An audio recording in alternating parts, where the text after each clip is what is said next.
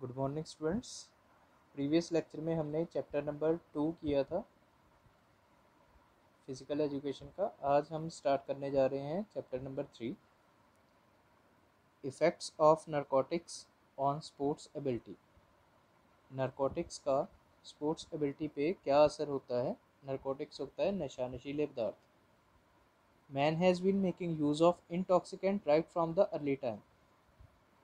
काफ़ी पुराने समय से जो इंसान है वो नशीले पदार्थों का यूज़ करता आ रहा है। Whether it's use was for activating the mind, ये दिमाग को एक्टिवेट करने के लिए होता था, और getting read of the disease, बीमारियों की वजह से होता था। जब बीमारियों से उब जाते थे तो इसके यूज़ कर लेते थे। But when ever its use was made, जब इसके यूज़ होने लगे, डेडली इफेक्ट वर विजिबल, तो बहुत इसके खतरनाक परिणाम जो हैं वो सामने आने लगे। With the advancement of science, science जैसे जैसे एडवांस होती गई, एंड न्यू इन्वेंशन, उसकी इन्वेंशन होती गई, different types of intoxicating drugs came into being, अलग अलग तरह के इंटॉक्सिकेटिंग ड्रग्स जो हैं वो सामने आने लगे। And there use put the sports world into a problem, और इसके यूज़ ने स्पोर्ट्स की दुनिया को एक प्रॉब्लम में, दुविधा में डाल दिया। Although the use of these drugs accelerated the working power of the body for a short time period, yet because of overuse of work, the human body got diseased and player went into an eternal sleep. चाहे इसके use से पहले working power जो है वो बढ़ जाती है बॉडी की कुछ टाइम के लिए, ठीक है, for a short period of time, yet because the over use of work human body got disease. उसके बाद अगर इसका लगातार हम यूज़ करते हैं तो बॉडी जो है वो डिजीज होने लगती है, बीमार होने लगती है। And player went into eternal sleep, तो प्लेयर को बहुत ज़्यादा नींद आने लग जाती है इसके रेगुलर यूज़ से। Among these killer drugs are alcohol, तंबाकू, opium, hemp, hashish, snuff, caffeine, एडरविन एंड निकोटिन। ये अलग अलग तरह के नशे यहाँ पे लिखे हुए हैं। The use of which weaken the human body, जिसके यूज़ से ह्यूमन बॉडी जो है वो कमज़ोर हो जाती है। And consequently the player become disable to give a good performance of the game. तो परफॉर्मेंस, अच्छी परफॉर्मेंस गेम में प्लेयर जो है वो नहीं दे पाता। Playing is such a desire as is present in a child as well as in an elderly person. चाहे कोई बच्चा है चाहे कोई बड़ा है, दोनों में खेलने की डिज़ायर जो है वो होती है। Man gets pleasure by entertainment through games, इंसान जो है वो गेम्स के द्वारा खुश होता है। And maintain cordial relations and goodwill with the neighbours like good citizen, और उसके नेबर्स के साथ अच्छे रिलेशन बन जाते हैं, लाइक अ गुड सिटीजन, अच्छे इंसान की तरह, अच्छे नागरिक की तरह। On the contrary, a person who takes narcotics can not think what is good or bad. दूसरी जगह एक पर्सन है जो नशा करता है, नशीले पदार्थ लेता है, वो अच्छे या बुरे का उसको पता नहीं होता, अच्छे या बुरे के बारे में सोच नहीं सकता। For him what to talk of helping others, instead he becomes a burden of society, तो वो सोसाइटी के लिए एक बोझ बन के रह जाता है। To live in a society become a problem for such a person, society में रहना ऐसे इंसान के लिए प्रॉब्लम होता है। He not only makes his own life miserable, वो सिर्फ अपनी ही ज़िंदगी को दुखी नहीं करता, but causes problem for others too, दूसरे इंसानों के लिए भी वो प्रॉब्लम जो है वो खड़ी कर देता है। If we give a serious thought to it, we come to know that the use of narcotics causes many diseases to man's intellect.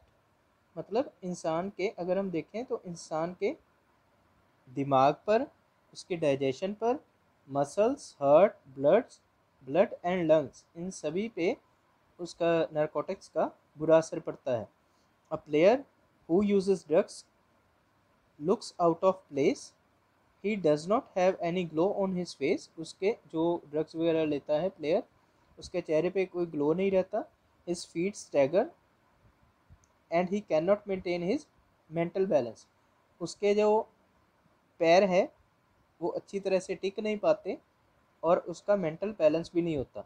He does not make use of his intellect. वो अपने दिमाग का use नहीं कर सकता.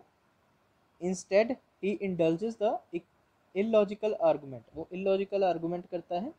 Such a person come to blows instead of logical reasoning and consequently invites trouble in the playground. तो इस वजह से वो प्लेग्राउंड में मुश्किलें लेके आता है. Instead of playing a fair game, अच्छी गेम खेलने की जगह वो गेम में मुश्किलें लेके आ जाता है. Because of such type of activities, इस तरह की एक्टिविटीज़ की वजह से he does not only become miserable himself, वो सिर्फ अपने आप को दुखी नहीं करता. Instead he becomes a headache for other, वो दूसरे के लिए भी सिर दर्द बन के रह जाता है. The intake of narcotics affect the digestive system of the most. Digestive system को बहुत ज़्यादा अफेक्ट करता है नशा. Because the narcotics have excessive ratio of acids and presence of acid deteriorates. तो एसिड की मात्रा उसमें बहुत ज़्यादा होती है. The digestive power and that give rise to diseases of stomach. जो डाइजेस्टिव पावर होती है उसको और स्टमक की प्रॉब्लम जो है, स्टमक की जो बीमारियां हैं उस वो होती हैं नशा करने से. Because of narcotics the body muscles get poison in place of nutritious diet. Nutritious diet मिलने की जगह बॉडी को क्या मिलता है, पॉइजन मिलता है. And consequently the muscle lose power to do work. उससे क्या होता है, जो मसल होते हैं वो काम करने की पावर को खोने लग जाते हैं, कम होने लग जाती है पावर उनके शरीर में. Due to the presence of acidic particle, acidic particle की वजह से. A player who is in such condition, जो ऐसी कंडीशन में प्लेयर होता है, when he comes into the playground, playground में जब जाता है, is in a state of indisposition. तो इनडिस्पोजिशन की फॉर्म में वो होता है वहाँ पे, मतलब उसको कुछ पता नहीं होता कि उसे क्या करना चाहिए क्या नहीं करना चाहिए. His body gets lethargic and consequently he is unable to play a good game. उसकी बॉडी जो है वो अच्छा फील नहीं करती और वो गुड अच्छी गेम नहीं खेल पाता. अ प्लेयर हु यूजेस तंबाकू इनहेल स्मोक ऑफ तंबाकू. जो तंबाकू यूज़ करता है वो धुआं तंबाकू का इनहेल करता है. This smoke carries tar which can cause breathing problems. उसमें टार नाम की चीज़ होती है जो कि सांस लेने में दिक्कत करती है. अस्थमा एंड कैंसर, उससे क्या हो सकते हैं, अस्थमा भी हो सकता है, कैंसर भी हो सकता है. The player who's in such condition can not do deep breathing. जो प्लेयर है ऐसी कंडीशन में वो लंबी सांस नहीं ले पाता. While playing games of basketball, basketball जैसी गेम को खेलने के टाइम पे लंबी सांस नहीं ले पाता. फुटबॉल, कबड्डी, ऐसी जो भी गेम्स हैं उनमें अच्छा परफॉर्म नहीं कर पाता. And can not perform well as he gets exhausted very soon. तो वो अच्छी तरह से परफॉर्म नहीं कर पाता. The temperature of the feet of a player who uses narcotics is 1.8 centigrade lower as a normal person. Many times due to his low temperature, there occurs sudden blockage in aorta and can cause death. जो narcotics लेता है उस player के जो temperature है वो 1.8 centigrade रहता है प्लेयर के पैर का, जो कि नॉर्मल इंसान के टेम्परेचर से कम है. Many time due to this low temperature, इस लो टेम्परेचर की वजह से ब्लॉकेज हो जाती है ऑर्टा में एंड कैन कॉज डेथ, और उसकी मौत भी हो सकती है.